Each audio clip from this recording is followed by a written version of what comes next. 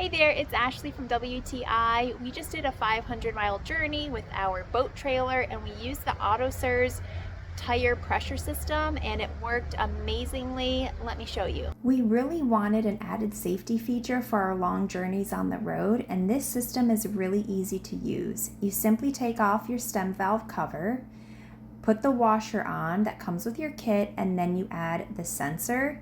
And you have to make sure the sensors are matched with the correct tire. That's how the LED screen knows which tire is losing pressure.